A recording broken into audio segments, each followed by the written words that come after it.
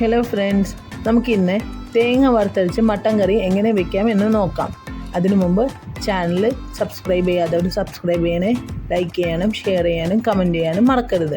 ഇനി നമുക്ക് വീഡിയോയിലേക്ക് പോകാം.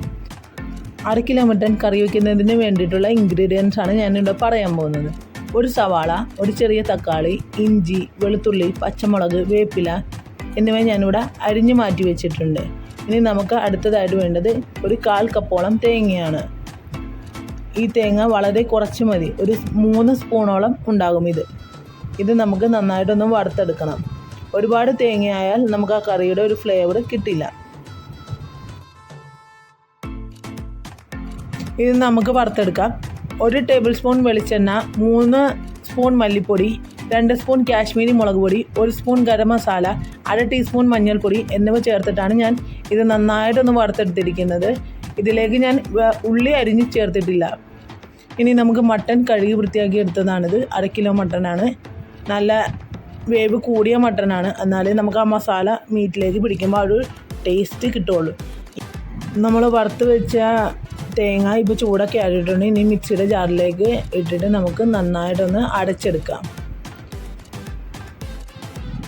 ഇനി നമുക്ക് കുക്കർ എടുത്ത് വെച്ച് അതിലേക്ക് 3 സ്പൂൺ വെളിച്ചെണ്ണ ഒഴിച്ച് അരിഞ്ഞു വെച്ചേക്കുന്ന സവാള, തക്കാളി, പച്ചമുളക്, ഇഞ്ചി, വെളുത്തുള്ളി, കല്ലുപ്പ് എന്നിവ ചേർത്തിട്ട് നന്നായിട്ടൊന്ന് മിക്സ് ചെയ്ത് ഇളക്കി ഒന്ന് വഴറ്റിയെടുക്കാം. ഒന്ന് വാടി തുടങ്ങിയാൽ മതി, അധികം വയന്ന് കുഴമ്പ് പോലെ ആവണ്ട. ഇപ്പോൾ ഇതൊന്ന് ജസ്റ്റ് ഒന്ന് വാടി വയന്ന് തുടങ്ങിയിട്ടുണ്ട്. ഇനി നമുക്ക് അടച്ചു വെച്ചേക്കുന്ന അരപ്പ് ഇതിലേക്ക് ഒഴിച്ചു കൊടുക്കാം.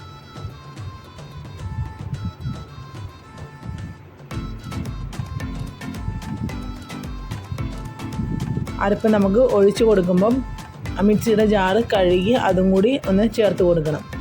ആദ്യം ഫസ്റ്റ് അരപ്പ് ഇങ്ങനെ ഒഴിച്ചിട്ട് അതൊന്ന് ജസ്റ്റ് ഒന്ന് മിക്സ് ചെയ്യുക. എന്നിട്ട് മിക്സിയുടെ ജാറ് കഴുകി ആ വെള്ളം കൂടി ഒന്ന് ഒഴിച്ചു കൊടുക്കണം.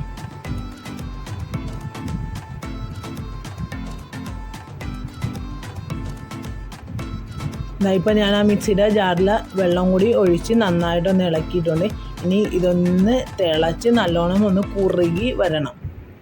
എന്നിട്ട് വേണം നമ്മൾ മട്ടൻ ചേർത്ത് കൊടുക്കാൻ, അല്ലെങ്കിൽ ആ മട്ടൻ്റെ കറക്റ്റൊരു രുചി നമുക്ക് കിട്ടില്ല. ആ എണ്ണയിൽ കിടന്ന് നന്നായിട്ടൊന്ന് മൂത്ത് ഇപ്പോൾ ഇത് നല്ലോണം ഒന്ന് വറ്റി വന്നിട്ടുണ്ട്. ഇനി നമുക്ക് മട്ടൻ ചേർത്ത് കൊടുക്കാം. മട്ടൻ ചേർത്ത് നന്നായിട്ടൊന്ന് ഇളക്കി മിക്സ് ചെയ്ത് യോജിപ്പിച്ചെടുക്കണം. ഇതുപോലെ നന്നായിട്ടൊന്ന് ഇളക്കി ആ മസാലയുമായിട്ട് നന്നായിട്ടൊന്ന് മിക്സ് ചെയ്ത് യോജിപ്പിച്ചെടുത്തതിന് ശേഷം പാകത്തിന് വെള്ളം ഒഴിച്ചു കൊടുക്കാം. അതായത് ഇച്ചിരി വെള്ളം കൂടുതൽ ഒഴിച്ചു കൊടുക്കണം. കാരണം ഇത് തേങ്ങ ചേർത്തേക്കുന്ന കാരണം പെട്ടെന്ന് കുറുകി പോകാൻ ചാൻസ് ഉണ്ട്. അപ്പോൾ അതുകൊണ്ട് ഇച്ചിരി വെള്ളം കൂടുതൽ വെച്ച് കൊടുക്കണം. അതുപോലെ മട്ടന് വേവ് കൂടുതലും ഉണ്ടല്ലോ, നിങ്ങളെടുക്കുന്ന മട്ടനനുസരിച്ച് വെള്ളം പാകത്തിന് ഒഴിച്ചു കൊടുക്കുക. ഇപ്പം ഞാനിങ്ങനെ അത് മുങ്ങിക്കിടക്കാൻ പാകത്തിന് വെള്ളം ഒഴിച്ച് കൊടുത്തിട്ടുണ്ട്. ഇനി നമുക്ക് അടച്ച് വെച്ച് 8 വിസിൽ അടുപ്പിക്കാം.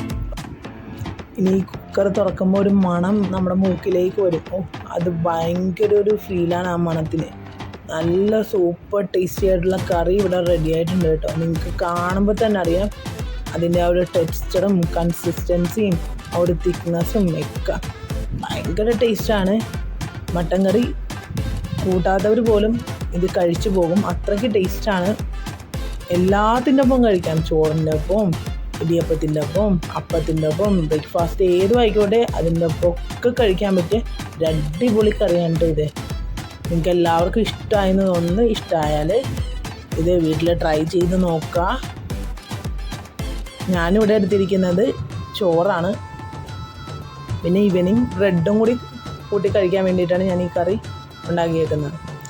ചോറിൻ്റെ പുറത്തേക്ക് നമ്മൾ ആ കറി ഇങ്ങനെ ഒഴിച്ചിട്ട് നമ്മളങ്ങനെ കഴിക്കുമ്പോൾ ഭയങ്കര ടേസ്റ്റാണ് അതിന്.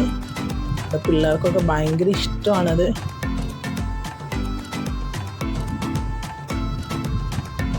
നിങ്ങളെന്തായാലും ട്രൈ ചെയ്ത് നോക്കുക.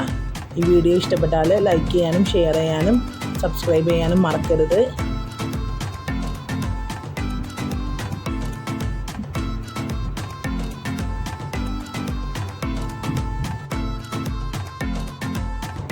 അടുത്ത ദിവസം അടുത്തൊരു റെസിപ്പി ആയിട്ട് കാണാം. അതുവരേക്കും സ്റ്റേ ട്യൂൺഡ്.